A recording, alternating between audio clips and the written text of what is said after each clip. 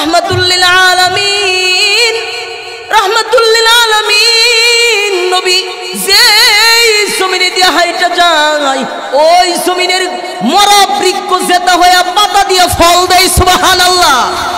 ওই রাহমাতুল লিল আলামিন নবী হাইটা যাইতেছে তো নবী বসার জন্য জায়গা দেয় না। আল্লাহর রাসূল তায়েফের জমিনের মধ্যে বসতে পারতেছেন না। আল্লাহর রাসূল যখন হাইটা আসতেছেন তখন কিছু দুষ্ট যুবককে লাগায় দিছে। দুষ্ট যুবকেরা আল্লাহর রাসূলকে শুধু ঠাট্টা মশকরাই করে নাই, কিছুক্ষণ পরে আল্লাহ রাসূলকে পাথর দিয়ে ঢিল মারা শুরু করে দিল। নাউজুবিল্লাহ, নাউজুবিল্লাহ। আল্লাহর রাসূলকে ঢিল মারা শুরু করে দিল। আল্লাহর রাসূলের শরীরের মধ্যে বৃষ্টির মতো পাথর এসে পড়তে লাগলো। আল্লাহর রাসূল সাল্লাল্লাহু আলাইহি ওয়াসাল্লাম তায়েফের ময়দানে বসিয়া গেলেন পাথরের আঘাতে। শরীর থেকে রক্ত ঝরঝর করে বয়ে বয়ে পড়তেছে। আল্লাহর রাসূল ডাক দিয়ে বলতেছে, ও তায়েফবাসীর মানুষেরা শুনো, আমি মুহাম্মদকে আর তোমরা মাইরো না। জানোনি আমি মুহাম্মদ কিন্তু কোনোদিন বাবার কোলে উঠি নাই। আমি মুহাম্মদ কিন্তু কোনোদিন বাবার চেহারাটুকু দেখি নাই। আরে তোমরা বাবার হাতে ধরে ধরে মসজিদে যাও, তোমরা বাবার হাতে ধরে ধরে বাজারে যাও, তোমরা বাবার কাঁধে ওঠো, কোলে ওঠো, কিন্তু আমি মুহাম্মদ কোনোদিন আমার বাবার কোলে উঠি নাই। আমি মুহাম্মদ কোনোদিন আমার বাবার কোলে উঠি নাই। আমার বাবার স্নেহের আদর আমি পাই নাই। বাবা কোনোদিন আমার আব্বা বলে একটা ডাকও দেয় নাই।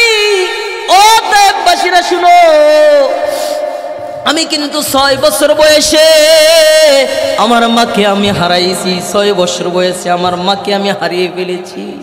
ও তায়েফবাসীরা, আমি মুহাম্মদকে আর মাইরো না। আমি মুহাম্মদের মতো দুঃখী মানুষ আর কেউ নাই। কিন্তু তায়েফবাসীরা থামলো না। আল্লাহর রাসূলকে পাথরের আঘাতে জর্জর করে দিলেন। আল্লাহর রাসূলের শরীর থেকে রক্ত মুবারক টপ টপ করে বয়ে বয়ে পড়তে লাগলেন। আল্লাহ তাআলা সাথে সাথে ডাইকা বললেন, ওরে জিবরাইল তাড়াতাড়ি যাও, তাড়াতাড়ি যাও। ওই যে দেখো না আমার মুহাম্মদ আমার দুস্তের গোড়ালি থেকে একটা রক্তের ফুটা পড়ে গেল তো তায়েফের জমিনে পড়ে যাচ্ছে। আরে আমার দুস্তের শরীর থেকে একটা রক্তের ফুটা তায়েফের জমিনে পড়ে যাচ্ছে, তুমি তাড়াতাড়ি যাও, তাড়াতাড়ি যাও। ওই রক্তের ফুটা গিয়া জিবরাইল তুমি জান্নাতের রেশমি পোশাক দিয়া রক্তের ফুটাটা লয়ে লও। কারণ কি জানোনি, আমি আল্লাহ যদিও সহ্য করি, আমার হাবিবের শরীরের রক্ত যদি তায়েফের মাটিতে পড়ে যায় তাহলে তায়েফের মাটি কিন্তু সহ্য করবে না। তায়েফের মাটি কিন্তু সাথে সাথে ভূমিকম্প শুরু হয়ে যাবে। তায়েফের মাটির মধ্যে সাথে সাথে ভূমিকম্প শুরু হয়ে যাবে। এই জিবরাইল তাড়াতাড়ি যাও, তাড়াতাড়ি যাও। আমার বন্ধুর রক্তের ফুটাটা যেন জমিনের মধ্যে না পড়ে। হযরত জিবরাইল তাড়াতাড়ি আসলেন। আল্লাহর রাসূলের কদম মুবারকের নিচে নূরের পর বিছিয়ে দিলেন। আল্লাহু আকবার। কোন জমিনের মাটি আমার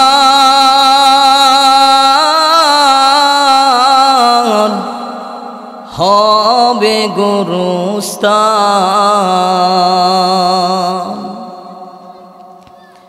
কোন জমিনের মাটি আমার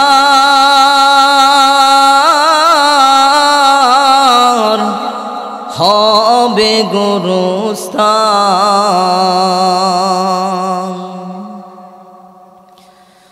কারায় আমায় গোসল দিবে, দিয়া দিবে কাফন। কারায় আমার পাশে বসে পড়বে রে কোরআন। কারায় আমায় গোসল দিবে, দিয়া দিবে কাফন। কারায় আমায় কেঁদে কেঁদে করে দিবে দাফন। কারায় আমার পাশে বসে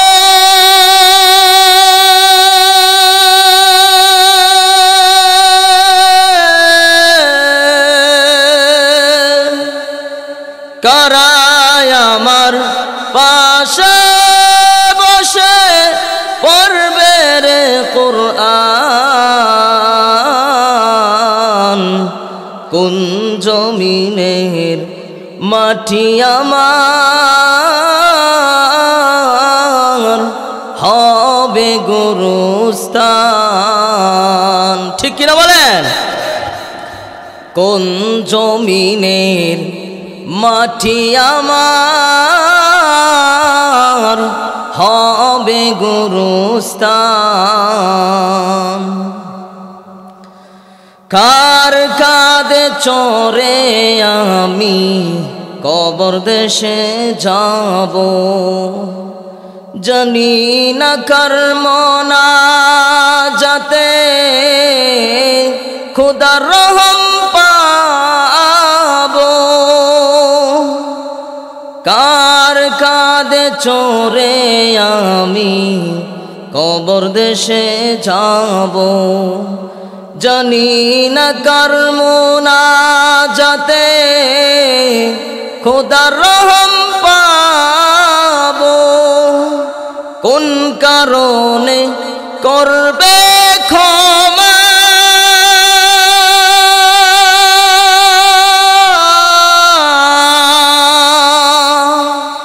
কোন কারণে করবে ক্ষমা আল্লাহ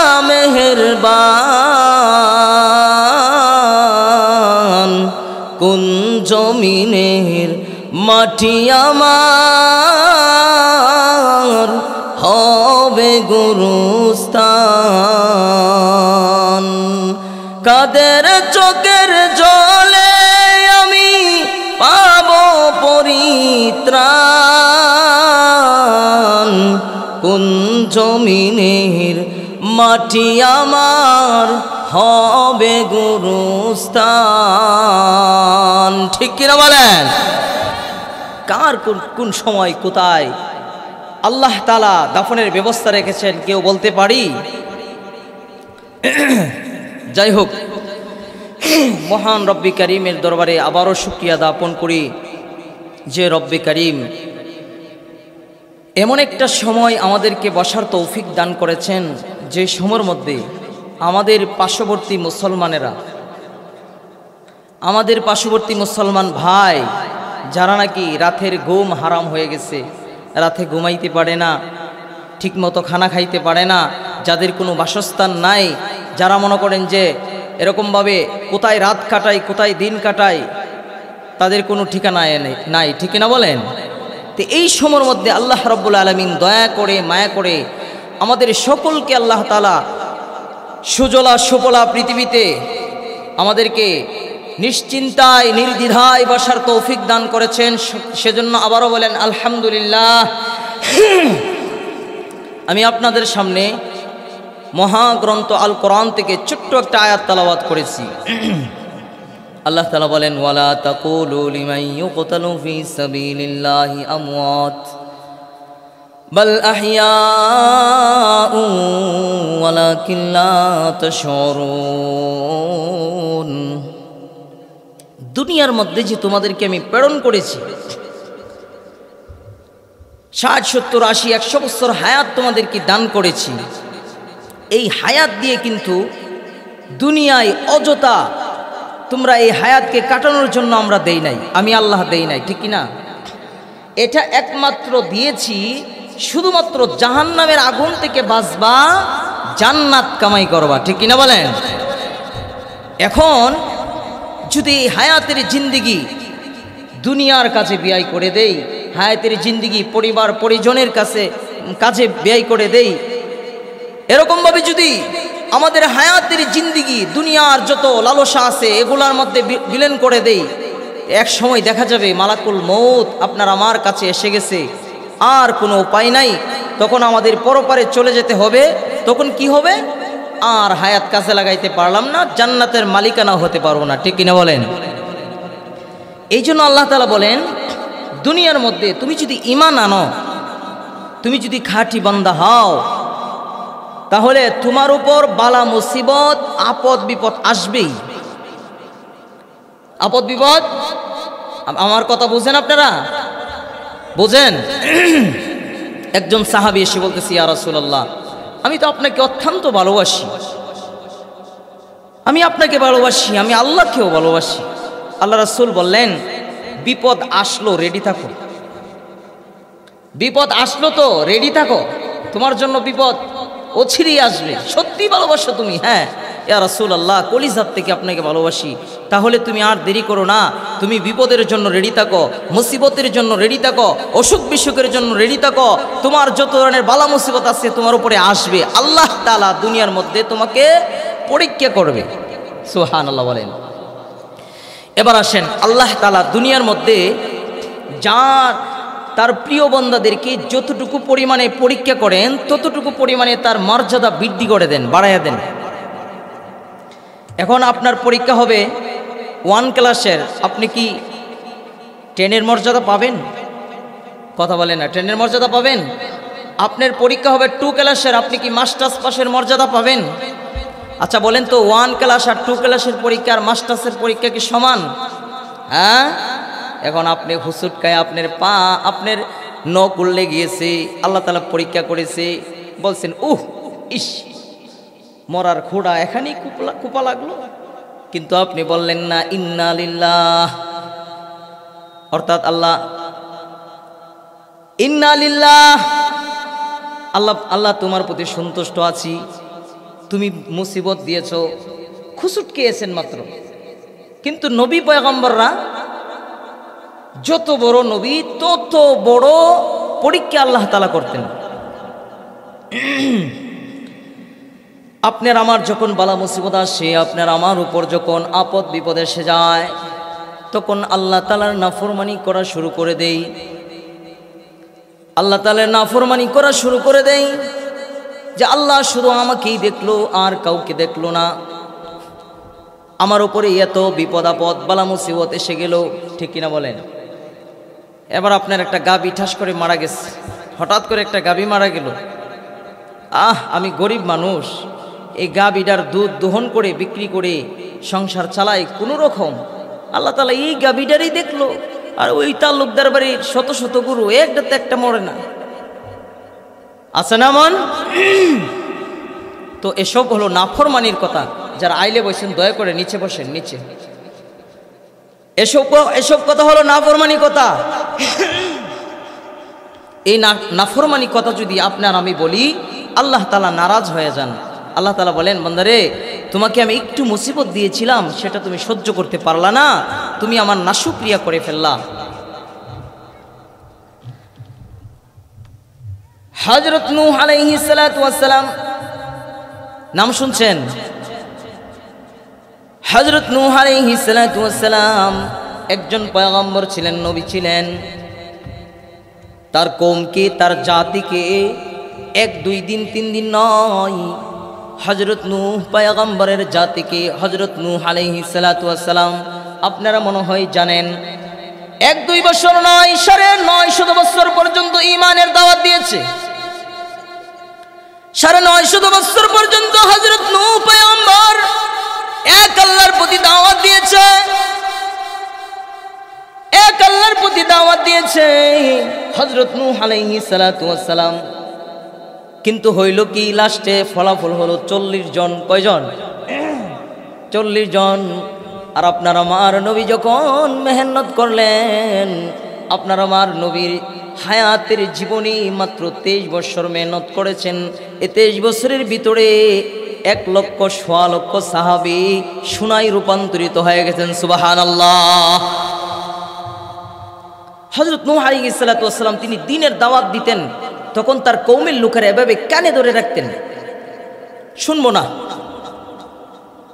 তো হযরত নূহ আলাইহিস সালাতু ওয়াস সালামকে এমন ভাবে মারধর করত, প্রহার করত, যে বেহুশ হয়ে মাটির মাঝে পড়ে যেত। আবার যখন হুশ আইলে বলতো, আল্লাহ আমার কওম তারা বুঝে না, বেকল, তুমি মাফ করে দাও, তুমি কিন্তু সাবধান, আযাব গজব দিও না, আযাব দিও না তুমি। প্রতিদিন দাওয়াত দিতেন, সকালবেলা ওইটা আবার প্রতিদিন মারতে মারতে বেহুশ করে ফেলাইতেন। মাঝে মধ্যে তাদের এমন মনে হইতো যে আজকে মারা গেছে, তার বাড়ির সামনে রাইখা যাইতেন, আল্লাহ তাআলা কুদরতিভাবে আবার হুশ করতেন, আবার হযরত নূহ পয়গম্বরকে জাগাইতেন।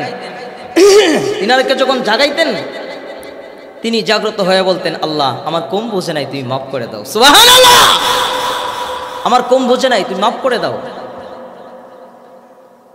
তো তিনি তাদেরকে এত লং টাইম সময় যখন দাওয়াত দিলেন, তারা দাওয়াত গ্রহণ করে না। মনে মনে ভাবলেন আর তাদেরকে দিয়ে আশা নাই।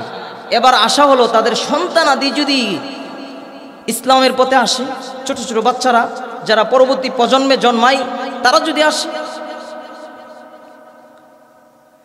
তো একদিন নূহ পয়গম্বর রাস্তা দিয়ে হাইটা যাইতেছেন। একজন বাবা তার সন্তানকে কাঁধে নিয়ে বাজারে যাইতেছেন। সন্তান ডাক দিয়ে বলতেছেন, বাবা হে, এই যে লোকটা যাইতেছে এই লোকটা কে? আমি তো তাকে চিনি না।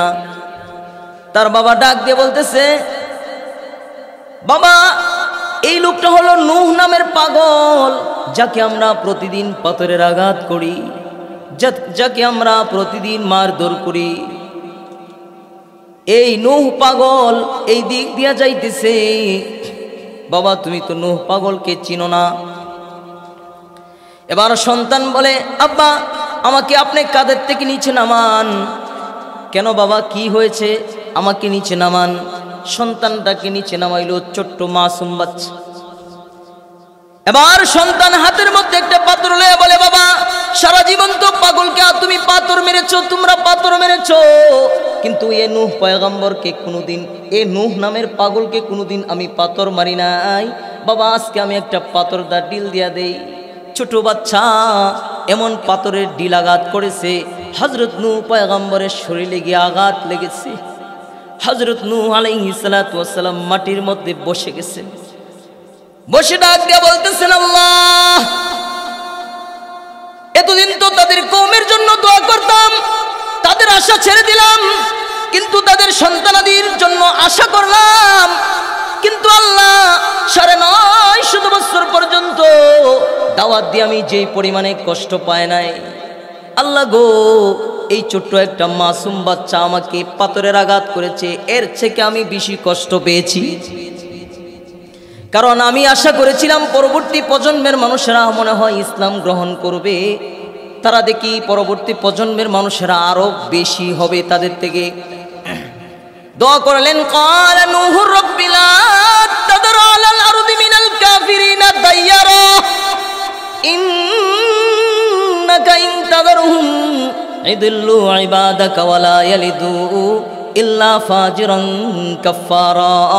আল্লাহ তুমি সব আমার জাতি কম যা আছে সব তুমি ধ্বংস কইরা দাও, এমনকি আল্লাহ একটা বাচ্চাকে পর্যন্ত তুমি ছাড়বা না। আল্লাহ তুমি যদি তাদেরকে ছাড়ো তাহলে পরবর্তী প্রজন্মের তোমার উম্মতদেরকে তারা ধোঁকা দিবে। নাউজুবিল্লাহ। আল্লাহ তাআলার সাথে সাথে দোয়া কবুল করে নিলেন। আল্লাহ তাআলা বললেন, নূহ পয়গম্বর কিস্তি বানান, কিস্তি বানান, তাদেরকে আমি ধ্বংস করে দিব, মিসমার করে দিব। আমি যেই কথাটা বুঝাইতে চাই, আপনি ইমানদার, আমিও ইমানদার। ইমান আনার পরে আপনার আমার উপর আল্লাহ রাব্বুল আলামিনের আপদ বিপদ আসবে কিনা? আসবে। একজন পয়গম্বর তার কিভাবে মারতে মারতে মাটির মধ্যে এরকম ভাবে তারা মনে করতে যে মরে গেছে।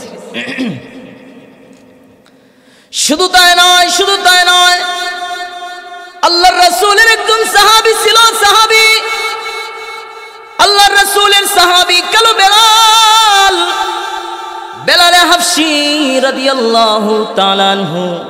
তিনি কালিমা গ্রহণ করলেন।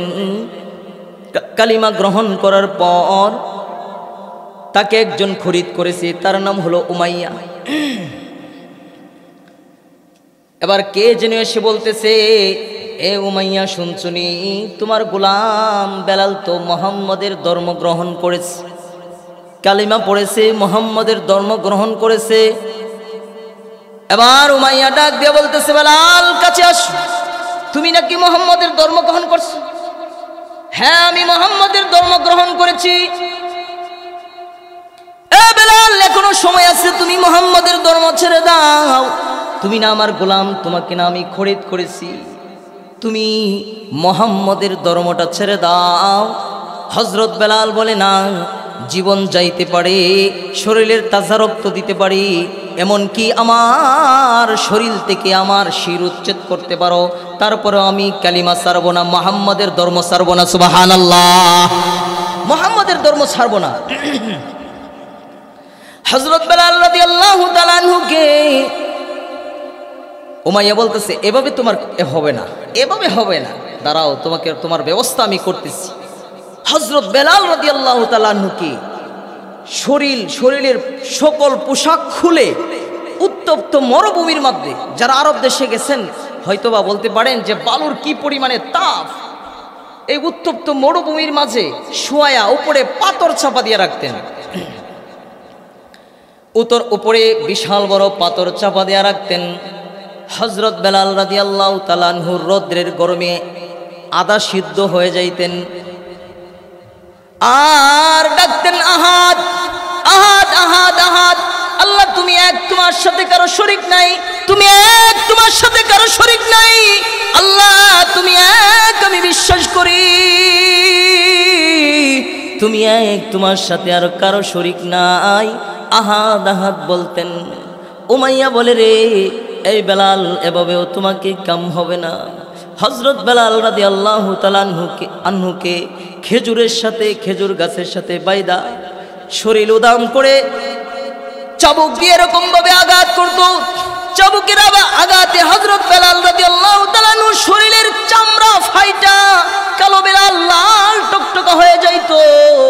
হযরত বেলাল রাদিয়াল্লাহু তাআলা আনহু লাল বর্ণের হয়ে যাইত। তারপরেও বেলাল বলতেন, আহাদ আহাদ আহাদ। তাকে যখন চাবুক মারা হইতো, যত জোরে জোরে চাবুক মারা হইতো, তিনি তত জোরে জোরে আহাদ বলতেন, আল্লাহু আকবার। যত জোরে চাবুক মারা হইতো তত জোরে আহাদ বলতেন, তত জোরে জোরে আহাদ বলতেন। উমাইয়া বলতেছে, এভাবেও তোমাকে কাম হবে না। বেলাল দাঁড়াও, তোমার শরীরের মধ্যে কোনো মারপিট লাগে না, এবার তুমি যেই জিহ্বা দিয়া আহাদ নামের তাসবিহ জপো, যেই জিহ্বা দিয়া তুমি তোমার মাশউকের নাম জপো, যেই জিহ্বা দিয়া তুমি তোমার আল্লাহর নাম জপো, ওই জিহ্বার মধ্যে আজকে প্রহার করব। উমাইয়া কি করলেন, একটা লোহার শিক গরম করে লাল টুকটুক করে হযরত বেলাল রাদিয়াল্লাহু তাআলা আনহুকে জিহ্বাটা জাম্বুরা দিয়া টান দিয়া বের করে আগুনের শিক দিয়া সেকা মেরেছেন, আগুনের শিক দিয়া সেকা মেরে জিহ্বাটাকে পুড়ে ফেলেছেন। নাউজুবিল্লাহ। হযরত বেলাল রাদিয়াল্লাহু তাআলা আনহু এবার জিহ্বা পড়ে গেছে, আর কথা বলতে পারে না। ডাক দিয়ে বলতেছে, আল্লাহ, জমিনের মধ্যে আমাকে এত পরিমাণে আঘাত করেছে, আল্লাহ গো, আমার শরীরের মধ্যে আঘাত করেছে, আমি কোনো কিছু কই নাই, আল্লাহ আমার শরীরের মধ্যে লাগে নাই, কিন্তু মাশউক, যেই জিহ্বাটা দিয়ে আমি তোমার নামের তাসবিহ জপতাম, যেই জিহ্বা দিয়ে আমি তোমার নামগুলা জপতাম, আল্লাহ গো, আমার ওই জিহ্বাটার মধ্যে পেড়াক মেরে দেওয়া হয়েছে, আল্লাহ গো, আমার জিহ্বাটাকে পোড়াইয়া দেওয়া হয়েছে, আমি এবার কি দিয়ে তোমার নাম জপবো, কোন জিহ্বা দিয়ে তোমার তাসবিহটা আমি জপবো? আল্লাহ রাব্বুল আলামিন বললেন, এই বেলাল, আর সহ্য নয়, আর সহ্য নয়। অনেক লম্বা ঘটনা। হযরত আবু বকর রাদিয়াল্লাহু তাআলা আনহুর মাধ্যমে হযরত বেলালকে আজাদ করে দিলেন। এই হলো ঈমান আনার পরে ঈমানের পরীক্ষা। ঈমান আনার পরে হযরত বেলাল রাদিয়াল্লাহু তাআলা আনহুর উপর আল্লাহ তাআলার পক্ষ থেকে যেই পরিমাণ পরীক্ষা এসেছে, সুবহানাল্লাহ, পরীক্ষা এসেছে। তুমি মনে করেছো ঈমান এনেছো, ঈমান আনার পরে তোমার কোনো আঘাত, কোনোদিন তো ইসলামের জন্য শরীরের ঘাম দেন নাই, কোনোদিন তো ইসলামের জন্য সময় দেন নাই, কোনোদিন তো ইসলামের জন্য টাকা পয়সা দিতে আপনার মায়া হয়, আপনি ইসলামের জন্য আপনার শরীরের রক্ত কোনোদিন দেন নাই। দিয়েছে সাহাবায়ে কেরাম, দিয়েছেন সাহাবায়ে কেরাম, তারা পরীক্ষা, আল্লাহ তাআলা তাদেরকে পরীক্ষা করেছে, পরীক্ষার মধ্যে তারা উত্তীর্ণ হয়েছে। এখন যদি ইসলামের মধ্যে কিছু পরিমাণে কষ্ট আসে তাহলে আমরা হতাশ হয়ে যাই। আমাদের যদি একটু কষ্ট হয় হতাশ হয়ে যায়। আরে তারা তো তাদের জীবনের তাজা রক্তটা ঢেলে দিয়েছে ইসলামের জন্য, ঈমানের জন্য, কিন্তু আমরা কিছু পরিমাণে অর্থ দিতেও আমাদের কলিজা কাঁপে, ঠিক কিনা বলেন? আল্লাহর রাস্তায় যদি কিছু পরিমাণ অর্থ আমরা দিতে চাই তাহলে আমাদের কলিজা কাঁপে, থরথর করে কাঁপে। কিন্তু তারা তাজা রক্ত দিয়েছেন, এমনকি তাদের জীবন পর্যন্ত উৎসর্গ করে দিয়েছেন, তাদের জীবন দিয়েছেন, তারপরও তারা ইসলাম থেকে পিছপা হন নাই, তারপরও ইসলামের পতাকা ধরে রাখছেন। সুবহানাল্লাহ। আমাদের ধরে রাখতে হবে। হযরত আইয়ুব আলাইহিস সালাতু ওয়াস সালামকে আল্লাহ তাআলা এত পরিমাণে পরীক্ষা করেছিলেন। হযরত আইয়ুব পয়গম্বর তিনি কিন্তু অনেক সম্পদশালী ছিলেন। তিনি আর অনেক চাকরানি ছিলেন, চাকর ছিলেন, বিবি বাচ্চা ছিলেন, অর্থ সম্পদ ছিলেন। তো একটু মোবাইল এনে দিয়ে টাইমটা আমি দেখতাম।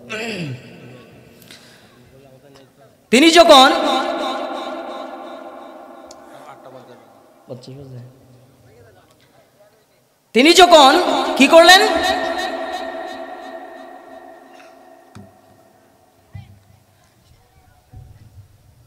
হযরত আইয়ুব আলাইহিস সালাতু ওয়াস সালাম এত অর্থ সম্পদ হওয়ার পরেও আল্লাহর তাসবিহ জপতেন, এরকম গভীরভাবে তাসবিহ জপতেন, হামনাদ করতেন।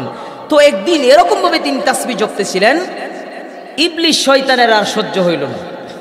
কই এই আইয়ুবকে যদি আমি শেষ না করি তাহলে আমার ইবলিস দুলিশাত হয়ে যাবে। ইবলিস আবার আল্লাহ তাআলার কাছে উঠলেন, সংক্ষিপ্ত সময় কম, আল্লাহ তাআলার কাছে উঠলেন, উঠে বলতেছেন, আল্লাহ তোমার কাছে একটা ছোট্ট আরজি করব। আল্লাহ তাআলা বলেন, কি আরজি রে ইবলিস তোর? আল্লাহ তোমার আইয়ুব তোমার নামের তাসবিহ জপে, তোমার নামের জিকির করে।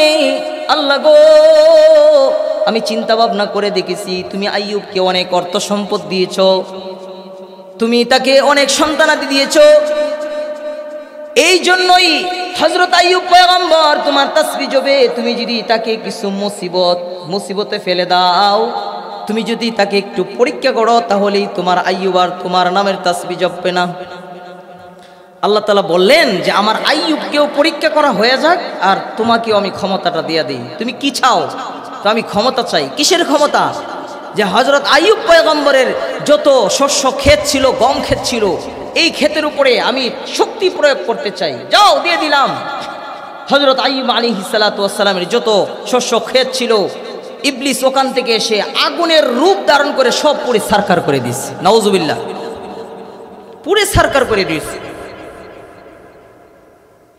হযরত আইয়ুব আলাইহিস সালাতু ওয়াস সালাম নামাজের মধ্যে বসে আছেন।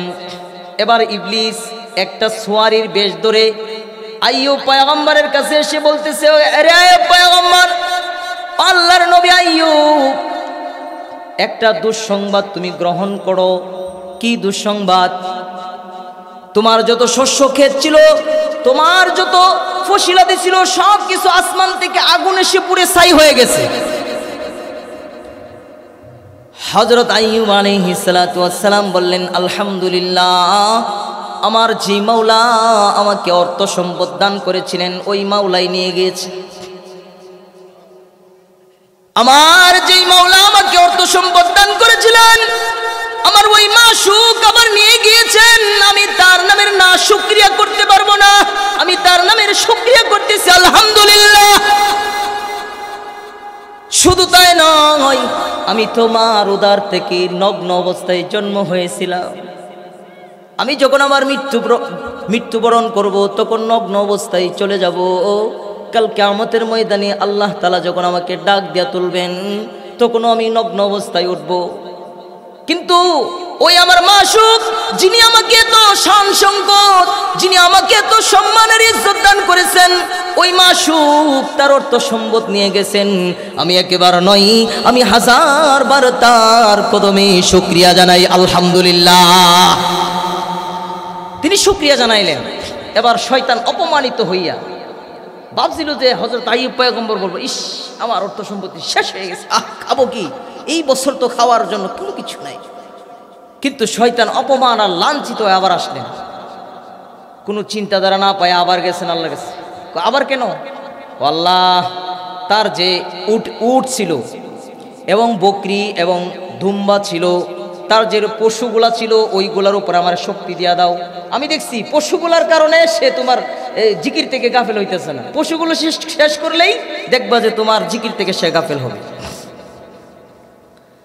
আল্লাহ তাআলা বললেন, নে দিয়া দিলাম, শক্তি দিয়া দিলাম। এবার জমিনে এসে ইবলিস এমন একটা চেঁচান দিলেন, আওয়াজ দিলেন, ভয়ঙ্কর আওয়াজ। আওয়াজের কারণে যত উট ছিল, যত তার গবাদি পশুরা ছিল সব কিছু মরে গিয়েছে, নাউজুবিল্লাহ। এমনকি রাখাল গোলাও মরে গিয়েছে। সংক্ষিপ্ত বলতেছি। আবার তিনি সোয়ারির বেশ ধরে আসলেন, এসে বলতেছেন, ও আইয়ুব পয়গম্বর, আপনি শুনছেননি? আপনার যত উট ছিল, যত পশু ছিল, যত দুম্বা ছিল, ছাগল ছিল, সব কিছু আল্লাহ তাআলা নষ্ট করে দিয়েছে। গায়বের থেকে এক আওয়াজ আসছে, সবগুলো মরে গেছে। এবার আইয়ুব পয়গম্বর বলতেছেন, আলহামদুলিল্লাহ, আল্লাহর নামের শুকরিয়া, আলহামদুলিল্লাহ। আমার মাওলা আমাকে দিয়েছিলেন, তো আমার মাওলা নিয়ে গিয়েছেন, আমি আল্লাহ তাআলার কাছে শুকরিয়া জ্ঞাপন করি। শয়তান আবারও অপমানিত, লাঞ্ছিত হইলেন। শয়তান আবার অপমানিত হইয়া কি করবেন? আবার আল্লাহ তাআলার কাছে যাইবেন। দুইবার হয়ে গেছে না? তিনি আবার লজ্জিত অবস্থায় আল্লাহ তাআলার কাছে গেছেন। আল্লাহ তাআলা বলে, কি আমার আইয়ুব না আমার জিকির থেকে গাফেল থাকে? এত অর্থ সম্পত্তি নষ্ট করলা, তারপরে আমার আইয়ুব বলতেছে আলহামদুলিল্লাহ। হ্যাঁ, আল্লাহ আরেকটা জিনিস আছে। আল্লাহ কি আছে? তার সন্তানাদি আছে, তার সন্তানগুলো যদি নষ্ট করে দেই, মারা লাই, তাইলে আল্লাহ আইয়ুব দেখবা নিশ্চিত তোমার নাফরমানি করবে। আল্লাহ তাআলা বললে, যা শক্তি। আইয়ুব আলাইহিস সালাতু ওয়াস সালামের সন্তানেরা এক বিল্ডিং এর নিচে বসে আছেন। তো ইবলিস বিল্ডিং এর ছাদ দোষে ফেলাইয়া দিছে। দোষে ফেলাইয়া সকল সন্তানাদি ছাদের নিচে চাপা পড়ে মারা গিয়েছে। রক্তগুলো পিরিঙ্গি দিয়ে বের হইতেছে। ইবলিস এবার হযরত আইয়ুব আলাইহিস সালাতু ওয়াস সালামের কাছে গিয়ে বলতেছেন, ও আইয়ুব পয়গম্বর, শুনছুনি এবার তোমার উপরে কি ধরনের মুসিবত এসেছে তুমি কি জানো? কি মুসিবত এসেছে? আরে তোমার সন্তানাদি যা ছিল সব ছাদ ভেঙে মারা গেছে, নাউজুবিল্লাহ, ছাদ ভেঙে মারা গিয়েছে। হযরত আইয়ুব পয়গম্বর, ও বাজান, একটু গভীর মনোযোগ দিয়ে শুনুন। আপনার সন্তান যখন একটু অসুস্থ হয়ে যায়, আপনার সন্তান যখন একটু অসুস্থ হয়, আপনার সন্তান যখন একটু ব্যথা পায়, আপনার সন্তানকে যখন অন্য কোনো সন্তানে একটু প্রহার করে, তখন আপনার কলিজার মধ্যে লাগে, ঠিক কিনা বলেন? আর আপনার যদি এতগুলা সন্তান নিয়ে একসাথে মারা যায়, তাহলে আপনার কলিজা সহ্য হবে নাকি? কিন্তু না, হযরত আইয়ুব পয়গম্বর বলেন, আলহামদুলিল্লাহ। চোখ দিয়ে বস্ত্র ঝরতেছে। তারপরেও হযরত আইয়ুব পয়গম্বর বলতেছেন, আলহামদুলিল্লাহ, আমি আল্লাহর নামের শুকরিয়া জ্ঞাপন করি। যেই রব্বে করিম আমাকে সন্তানাদি দিয়েছেন, ওই আল্লাহ আমার কাছ থেকে সন্তান নিয়েছেন। না শুকরিয়া করা যাবে না, আমি তার না শুকরিয়া করতে পারবো না। এবারও শয়তান অপদস্থ, লাঞ্ছিত হইয়া আবার আল্লাহ তাআলার কাছে উঠলেন। এসে বলতেছে, আল্লাহ, আমি জানি, আল্লাহ গো, আমি কিন্তু জানি তুমি আইয়ুব পয়গম্বরকে স্বাস্থ্য বুড়ি ভালো দিয়েছ, সুন্দর সুটাম দেহের অধিকারী বানাইছ। সে মনে করতেছে হয়তো বা তার শরীর স্বাস্থ্য ভালো, পরবর্তী প্রজন্মে তার সন্তান হবে, অর্থকরী হবে। আল্লাহ তাআলা বলতেছেন, ইবলিস কি চাস, খোলামেলা বল। ইবলিস বলতেছে, আল্লাহ, তোমার আইয়ুব পয়গম্বরের শরীরের উপরে আমি শক্তি কাটাইতে চাই। আল্লাহ তাআলা হযরত আইয়ুব পয়গম্বরকে কঠিন থেকে কঠিন পরীক্ষা করার জন্য, তার মর্যাদাকে বৃদ্ধি করার জন্য, হযরত আইয়ুব আলাইহিস সালাতু ওয়াস সালামের মর্যাদাকে বৃদ্ধি করার জন্য আল্লাহ তাআলা বললেন, যা, তোকে আমি শক্তি দিয়া দিলাম। কিন্তু ইবলিস একটা জিনিস তুমি জেনে রাখো, তুমি জেনে রাখো, আমার আইয়ুবের সারা শরীরের মধ্যে তুমি শক্তি প্রয়োগ করতে পারবা, কিন্তু দুইটা জিনিসের মাধ্যমে তুমি শক্তি প্রয়োগ করতে পারবা না। একটা জিনিস হলো আমার আইয়ুবের আরেকটা জিনিস হলো আমার আইয়ুবের জিহ্বা, যেটা দিয়ে আমি মাশূকের নাম 24 ঘন্টা জপে, আমি আল্লাহ তাআলার তাসবিহ জপে। এই দুই জিনিসের উপর তোমাকে আমি শক্তি দিব না। ইবলিস তুমি যাও। ইবলিস এবার জমিনে এসে দেখলেন আইয়ুব পয়গম্বর সিজদা থেকে উঠতেছেন। এই মুহূর্তে বিষাক্ত একটা ফু দিয়ে দিলেন, নাকের ছিদ্র দিয়া বিষাক্ত ফু তার শরীরের ভিতরে ঢুকে গেল। হযরত আইয়ুব আলাইহিস সালাতু ওয়াস সালামের শরীরের মধ্যে আগুনের ফুলকি উঠে গেল। হযরত আইয়ুব আলাইহিস সালাতু ওয়াস সালামের এরকম ফোড়া, এরকমভাবে চুকলাইতে চুকলাইতে হাতের নখগুলা খসে পড়ে গেছে। কেমন ফোড়া হয়েছিল! হযরত আইয়ুব আলাইহিস সালাতু ওয়াস সালামের শরীরের মধ্যে পছন্দ রয়েছে।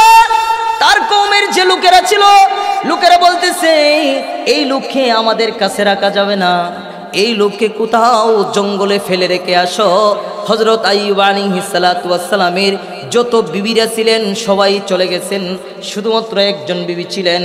হযরত আইয়ুব আলাইহিস সালাতু ওয়াস সালামকে তার কওমের লোকেরা, তার এলাকার লোকেরা এক জঙ্গলের মধ্যে রেখে আসলেন। হযরত আইয়ুব আলাইহিস সালাতু ওয়াস সালাম ওই জঙ্গলের মধ্যে একটা গুহার মধ্যে আশ্রয় নিলেন। ওই গুহার মধ্যে আশ্রয় নিয়া এবার আল্লাহর নামের বেশি বেশি তাসবিহ জপতেছে আর বলতেছে আলহামদুলিল্লাহ, আলহামদুলিল্লাহ, আলহামদুলিল্লাহ। আল্লাহ তোমার কাছে আমি শুকরিয়া, তোমার কাছে আমি শুকরিয়া। আল্লাহ তাআলা ডাক দিয়ে বলতেছেন আইয়ুব রে, এখন তো তুমি মুসিবতের মধ্যে পড়েছো, তোমার কলব আর তোমার জিহ্বা ভিতরে কি যা কিছু আছেন সব কিছুই চলে গিয়েছে, এখন কিসের জন্য তুমি আলহামদুলিল্লাহ বলো? আল্লাহ তাআলা ডাক দিয়ে বলতেছেন আইয়ুব, এখন তুমি বেশি বেশি তাসবিহ কিসের জন্য জপতেছো? হযরত আইয়ুব পয়গম্বর বলতেছে ও আমার মাশূক, ও আমার আল্লাহ, আমি তো আগে রাতের বেলায় ঘুমাইতাম, ঘুমের সময় তোমার নামের তাসবিহ জপতে পারতাম না। আল্লাহ গো, আমি তো রাতের বেলায় ঘুমের সময় তোমার নামের তাসবিহ জপতে পারতাম না। আল্লাহ, আমি খানা খাওয়ার সময় তোমার নামের তাসবিহ জপতে পারতাম না, কিন্তু আল্লাহ আমাকে এমন একটা সুযোগ তুমি করে দিয়েছো যে সময়টার মধ্যে আল্লাহ গো আমি 24 ঘন্টা তোমার নামের তাসবিহ জপতে পারি। আগে যেই পরিমাণে তাসবিহ জপতাম, এখন আগের থেকে আরো বেশি তাসবিহ জপতে পারি। এই জন্যই তোমার দরবারে আমি বেশি শুকরিয়া জ্ঞাপন করতেছি। সুবহানাল্লাহ। এত কষ্টের পরেও, আচ্ছা আইয়ুব পয়গম্বরকে আল্লাহ তাআলা কত কঠিন পরীক্ষা করেছেন। শরীরের মধ্যে পোকা, শরীরের তাজা মানুষটা শরীরের মধ্যে পোকা কামড়ায় কামড়ায় খাইতেছে, কিরা হয়ে গেছে। আপনি কি মনে করেছেন আল্লাহ তাআলা আপনাকে কত সুখ রেখেছে? তারপরেও আল্লাহ তাআলা জান্নাতের সুসংবাদ দেন, এ বান্দা এখনো সময় আছে, এখনো সময় আছে। দুনিয়ার মধ্যে 20 বছর, 40 বছর, 50, 60, 70, 80 বছর জিন্দেগি গুনাহ করে কাটায় ফেলাইছ। জীবনের সকল জিন্দেগি গুনাহ করে কাটায় ফেলাইছ।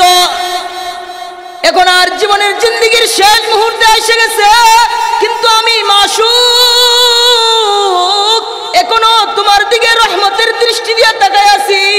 তুমি জায়নামাজের মুসল্লা বিছাইয়া 2 ফোঁটা চোখের পানি ফেলাইয়া বলবানি আল্লাহ গো, দুনিয়ার মধ্যে ভুল করেছি, তুমি তো 60 থেকে 70 বছর জীবনের জিন্দেগি দান করেছিলা, আল্লাহ বুঝি নাই, তোমার নাফরমানির মধ্যে কাটিয়ে দিয়েছি। আল্লাহ এখন তওবা করতেছি, আল্লাহ তুমি মাফ করে দাও। আল্লাহ তাআলা বলে আমার কোন বান্দা যদি এভাবে আমার কাছে মাফ চাই, আমি আল্লাহ তাআলার রহমতের দরিয়ার মধ্যে তুফান উঠে যাই। আল্লাহু আকবার, আল্লাহু আকবার। রহমতের দরিয়ার মধ্যে তুফান উঠে যায়, তুফান। আমি আমার ওই বান্দাকে মাফ না করে পারি না। আমি ফেরেশতাদেরকে সাক্ষী রাখি বলি, দেখছস নি 70 বছর আমার নাফরমানি করলে কি হবে, কিন্তু আমার কদমে আয়েশা, আমার কদমে আয়েশা 2 ফোঁটা চোখের পানি পালাইয়া আমার কদমে তার কপালটাকে লাগাইয়া সে আমার কাছে ক্ষমা চাইতেছে। আমি যদি এখন তাকে ক্ষমা না করি, আমার রহমান, আমার রহিম, আমার সত্তার, আমার সত্তারুল আয়ুব নামের ইজ্জত থাকে না রে ফেরেশতারা। তাড়াতাড়ি ঘোষণা করে দে, আমি আমার বান্দাকে মাফ করে দিয়া এমন এক জান্নাতের মালিকানা বানায় দিলাম, যেই জান্নাত নাকি এই দুনিয়ার 10 পৃথিবীর সমান এক বড় জান্নাত। এমন বড় জান্নাতের মালিকানা বানায় দিবেন। এই জন্য মুসিবতে ধৈর্য ধারণ করতে হবে, মুসিবতে ধৈর্য ধারণ করতে হবে। শুধু কি তাই, সংক্ষিপ্ত শেষ করে দিব। আপনার আমার নবী, তিনি রহমাতুল্লিল আলামিন নবী, তিনি সকল নবীদের নবী, তিনি আউয়ালে নবী, তিনি আখিরে নবী, তিনি জাহেরে নবী, তিনি বাতিনে নবী, তিনি দুনিয়ার নবী, তিনি আখিরাতের নবী। ঠিক কিনা বলেন? তিনি तमाम পৃথিবীর কুল কায়নাতের নবী, যিনি না হলে আল্লাহ তাআলা কুল কায়নাত সাজাইতেন না। ওই নবী মুহাম্মদুর রাসূলুল্লাহ সাল্লাল্লাহু আলাইহি ওয়াসাল্লাম, যার শরীরের মধ্যে মশা মাছি বসা পর্যন্ত হারাম ছিল, হারাম। ওই আল্লাহর রাসূল সাল্লাল্লাহু আলাইহি ওয়াসাল্লাম যখন মক্কার জমিনে ঈমানের দাওয়াত দিলেন, কিসের দাওয়াত দিলেন? ঈমানের দাওয়াত দিলেন। পড়ো আশহাদু আল্লা ইলাহা ইল্লাল্লাহ ওয়া আশহাদু আন্না মুহাম্মাদান আবদুহু ওয়া রাসূলুহু। আল্লাহ এক, আল্লাহ ব্যতীত আর কোনো মাবুদ নাই। তোমরা যে মূর্তির উপাস্য করো, মূর্তির পূজা করো, এটি কি তো তোমরা বানাইছো? এটা তো আল্লাহ হতে পারে না। যেই আল্লাহ তোমাদেরকে বানাইছে ওই আল্লাহর ইবাদত করো। মুহাম্মদ এতদিন শুনতাম ভালো, খুব জ্ঞানী, এখন তো শুনি যে মুহাম্মদ নিজের বাবার, নিজের যত ধর্ম ছিল ধর্মের মধ্যে চুনকালি মাইরা মুহাম্মদ নাকি এখন অন্য ধর্ম গ্রহণ করছে। মুহাম্মদ তো বেকল। মুহাম্মদ, তুমি তো এখন অন্য ধর্মের দাওয়াত দিতেছো। এই মুহাম্মদ, আচ্ছা সকলেই আমি আপনাদের কাছে একটু অনুরোধ করবো, এই দিক দিয়ে একজন মানুষ সবাই ওই দিকে তাকায় থাকেন, এখানে বৈশা দেখেন যে কতটুকু খারাপ লাগে। ওই দিকে তাকায় না, এদিকে যেই যাক আমার পাল তাকায় থাকবেন। কয়েকটা কথা শুনেন, হয়তো বা একটা কথাই জীবনের নাজাতের জরিয়ার জন্য যথেষ্ট হইতে পারে। সুবহানাল্লাহ বলেন। আপনার আমার নবী মুহাম্মদুর রাসূলুল্লাহ সাল্লাল্লাহু আলাইহি ওয়াসাল্লাম, মক্কার কাফেরেরা তাকে এত পরিমাণে আঘাত করতেন, এত পরিমাণে কষ্ট দিতেন। তিনি একদিন মনে মনে ভাবলেন, হায়রে, যদি মক্কা ছেড়ে অন্য কোথাও আশ্রয় নেওয়া যায়। পাশে আছে তায়েফের ময়দান। তায়েফে বনু সাকিফ নামের এক গোত্র আছে। কি গোত্র? বনু সাকিফ নামের এক গোত্র, এটা অনেক বড়। ওখানে যাই, গিয়ে দেখি তারা যদি আমার ইসলাম গ্রহণ করে, তারা যদি এক আল্লাহকে বিশ্বাস করে কালিমার উপরে আসে, তাহলে তাদের কাছে যদি একটু আশ্রয় পাই, তাহলে আমার কষ্টটা একটু দূর হবে। আল্লাহর রাসূল আশা নিয়ে তায়েফের ময়দানে গেলেন, তায়েফবাসীর কাছে গেলেন। বনু সাকিফের 3 জন বড় বড় লিডারের সাথে কথা বললেন, দাওয়াত দিলেন, জান্নাতের দাওয়াত, ভয় দেখালেন, জাহান্নামের ভয়। আল্লাহর রাসূল খুব আশা নিয়ে মক্কা থেকে গিয়েছিলেন, কিন্তু আশার বাসা ভাঙা দিয়েছে। আল্লাহর রাসূলের আশা নষ্ট হয়ে গেছে। 3 জন লিডার, তারা আল্লাহর রাসূল সাল্লাল্লাহু আলাইহি ওয়াসাল্লামকে গ্রহণ করবে তো তাকবীরের কথা, আল্লাহর রাসূলকে অকথ্য ভাষায় গালাগালা শুরু করে দিল। নাউজুবিল্লাহ। আল্লাহর রাসূলকে অকথ্য ভাষায় গালিগালাজ করা শুরু করে দিল। আল্লাহর রাসূল অন্য মানুষের সাথে কথা বলতে চাইলে কেউ কথা বলতে দেয় না। আল্লাহর রাসূল মনে কষ্ট নিয়ে এক জায়গায় বসে আছেন, এক জায়গায় বসলেন তো তায়েফবাসীর লোকেরা আল্লাহর রাসূলকে হাতে ধইরা উঠাইয়া দিছে, হাতে ধরে ভাবে উঠাই দিছে। তায়েফের জমিনে তুমি বসতে পারবা না। এ মুহাম্মদ, তায়েফের জমিনে বসার তোমার জায়গা নাই। নাউজুবিল্লাহ বলেন না। তায়েফের জমিনে বসার জন্য তোমার জায়গা নাই। মুহাম্মদ সাল্লাল্লাহু আলাইহি ওয়াসাল্লামকে উঠায় দিয়েছেন। কারে উঠায় দেয়? যার জন্য আল্লাহ আসমান সাজাইছেন, যার জন্য আল্লাহ জমিনের এই খেলাটাকে সাজাইছেন, যার জন্য আল্লাহ জান্নাত সাজাইছেন, যার জন্য এই পুতুলের দুনিয়াকে আল্লাহ তাআলা সাজাইছেন, ওই মুহাম্মদকে তায়েফের জমিন থেকে তুলে দেয়। তায়েফের জমিনে নাকি তার জায়গা নাই।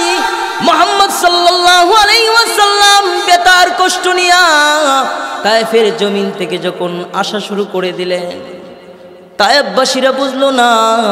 তায়েফবাসীরা কিছু দুষ্ট যুবকদেরকে আল্লাহর রাসূলের পিছনে লেলিয়ে দিলেন। আমরা যেরকমভাবে রাস্তার মধ্যে পাগল দেখলে দুষ্ট বাচ্চারা দূর থেকে ঠাট্টা মশকারা করতে থাকি, এরকমভাবে আল্লাহর রাসূলকে ঠাট্টা মশকারা করতে শুরু করলেন। রাহমাতুল লিল আলামিন, রাহমাতুল লিল আলামিন নবী যেই জমিনে দিয়ে হাইটা যায়, ওই জমিনের মরা বৃক্ষ জেতা হয়ে পাতা দিয়ে ফল দেয়। সুবহানাল্লাহ। ওই রাহমাতুল লিল আলামিন নবী হাইটা যাইতেছে, তো নবী বসার জন্য জায়গা দেয় না। আল্লাহর রাসূল তায়েফের জমিনের মধ্যে বসতে পারতেছেন না। আল্লাহর রাসূল যখন হাইটা আসতেছেন, তখন কিছু দুষ্ট যুবককে লাগায় দিছে। দুষ্ট যুবকেরা আল্লাহর রাসূলকে শুধু ঠাট্টা মশকারাই করে নাই, কিছুক্ষণ পরে আল্লাহ রাসূলকে পাথর দিয়ে ঢিল মারা শুরু করে দিল। নাউজুবিল্লাহ, নাউজুবিল্লাহ। আল্লাহর রাসূলকে ঢিল মারা শুরু করে দিল। আল্লাহর রাসূলের শরীরের মধ্যে বৃষ্টির মতো পাথর এসে পড়তে লাগলো। আল্লাহর রাসূল সাল্লাল্লাহু আলাইহি ওয়াসাল্লাম তায়েফের ময়দানে বসিয়া গেলেন পাথরের আঘাতে। শরীর থেকে রক্ত ঝরঝর করে বয়ে বয়ে পড়তেছে।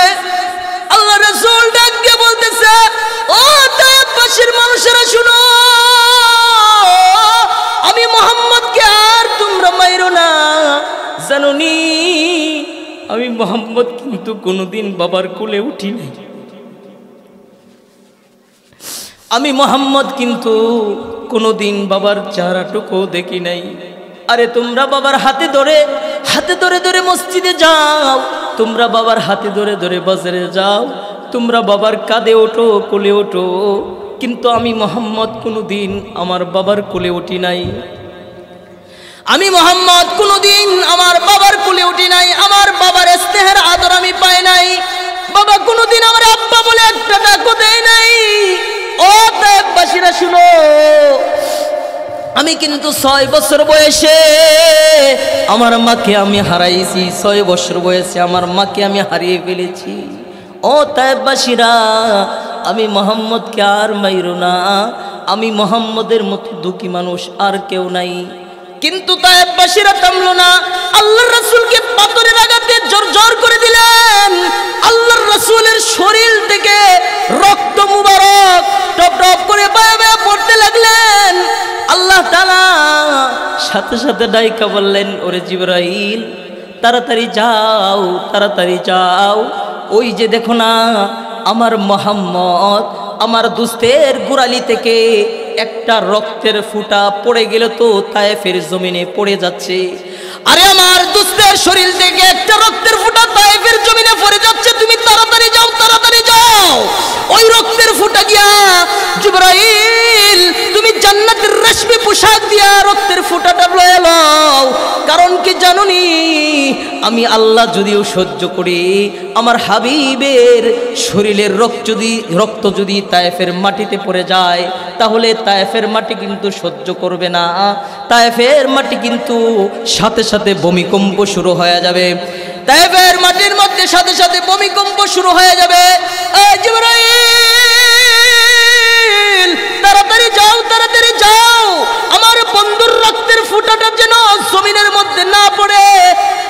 হযরত জিবরাইল তাড়াতাড়ি আসলেন। আল্লাহর রাসূলের কদম মুবারকের নিচে নূরের পর বিছিয়ে দিলেন। আল্লাহু আকবার।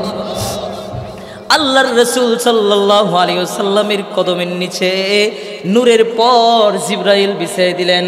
আর ওই নূরের পরের মধ্যে রক্তের ফোঁটাটা পড়েছে। আল্লাহর রাসূল সাল্লাল্লাহু আলাইহি ওয়াসাল্লাম বেহুশ হয়ে গেছেন। ঠিক ওই মুহূর্তে জিবরাইল এসে বলতেছে, ওগো আল্লাহর নবী, ওগো আল্লাহর নবী, আপনাকে তায়েফবাসীরা কিভাবে আঘাত করেছে আল্লাহ কিন্তু সব দেখেছে, শুনেছে। আল্লাহর নবী গো, আপনি কি হুকুম দিবেননি তায়েফের 2 পাশের পাহাড়গুলোকে চাপ দিয়ে তায়েফবাসীকে ধ্বংস করে দেওয়ার জন্য? আল্লাহ রাসূল, আপনি যেভাবে ইচ্ছা মনে করেন ওইভাবেই, আপনি যদি শাস্তি চান তাহলে তায়েফবাসীকে ধ্বংস করে দেব।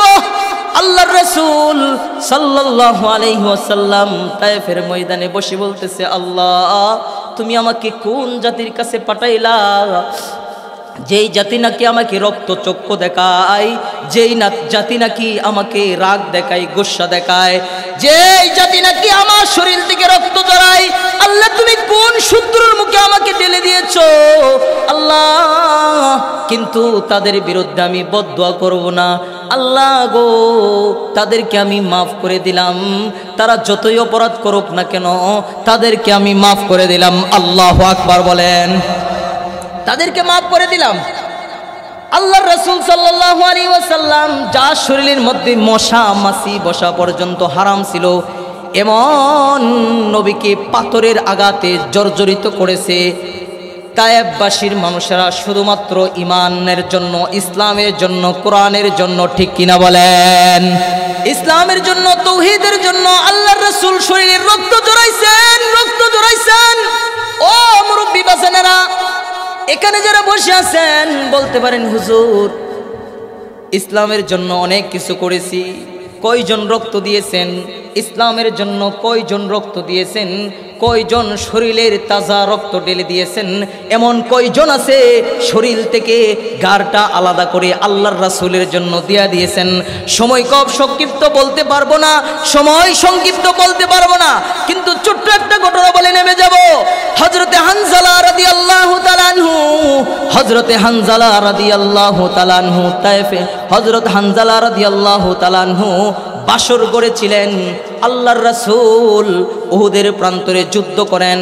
কে জানি বলে যায় কুতিলা মুহাম্মদ, মুহাম্মদ উহুদের প্রান্তরে নাই, মুহাম্মদ নাকি উহুদের প্রান্তরে নাই। হযরতে হানজালা বাসর গড়েছিলেন, তিনি গোসল করবেন, পানির মশক হাতে নিয়েছেন। হযরতে হানজালা পানির মশকটা হাতে নিয়েছেন, হাত থেকে পানির মশকটাকে এরকম ভাবে ছেড়ে দিয়েছেন, ছেড়ে দিয়ে বলতেছেন ও আমার বিবি তাড়াতাড়ি আমার তরবারি কোথায়, তরবারিটা আনো, আমি উহুদের ময়দানে যাব। তার স্ত্রী ডাক দিয়ে বলতেছে ও স্বামী আমার, আল্লাহর রাসূল তো আপনাকে ছুটি দিয়ে দিছেন লাইলাতুজ জুফাফের জন্য, আল্লাহর রাসূল তো আপনাকে ছুটি দিয়ে দিছেন, আপনি কোথায় যাবেন? হযরতে হানজালা ডাক দিয়ে বলতেছেন, হযরতে হানজালা ডাক দিয়ে বলতেছেন ও বিবি তুমি কি শোনো নাই, ঘোষকের ঘোষণা কি তোমার কানে যায় নাই? উহুদের প্রান্তরে নাকি আমার নবী নাই, আমি হানজালা বেঁচে থেকে কি লাভ হবে উহুদের প্রান্তরে যদি আল্লাহর রাসূল না থাকে? হযরতে হানজালা তরবারিটা হাতে লইয়া ধর দিলেন, উহুদের প্রান্তরে যুদ্ধ করতে করতে শাহাদত বরণ করলেন। আল্লাহু আকবার, আল্লাহু আকবার। যুদ্ধ করতে করতে শাহাদত বরণ করলেন।